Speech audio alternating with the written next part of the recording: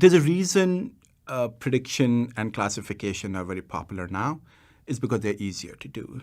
They are more intuitive to understand, and just in terms of the scale of complexity of the algorithms used for different things, they are towards the lower end of that scale, right?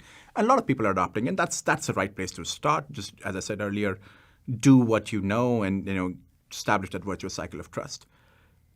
But at the same time, if you think about the human cognition, if that's really what we are trying to emulate, either in workplace or in general, it is reinforcement based, right? We kind of make an assumption, and very quickly something in the environment either confirms or dispels that assumption, and that's how we think. That's all humans think. So reinforcement learning clearly is closer to the human cognitive thinking, and that's the direction this will go.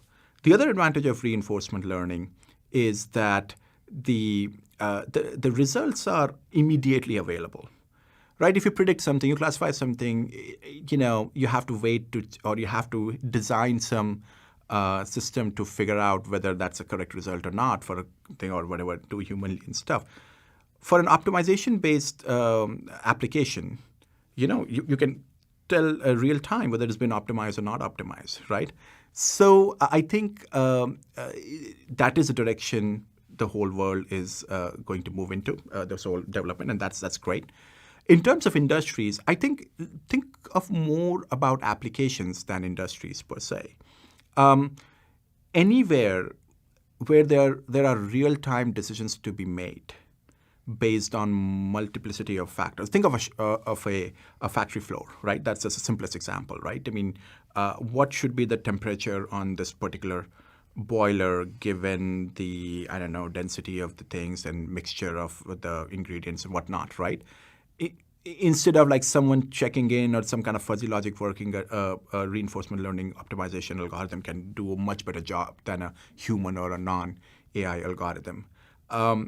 On the other side, people are using it for even self-driving cars. Like, given all these things, there are pedestrians and kids and the pothole and an overhead thing. What should the car do? Or what should the speed of that car? Should it be like 20 miles an hour, 60 miles an hour?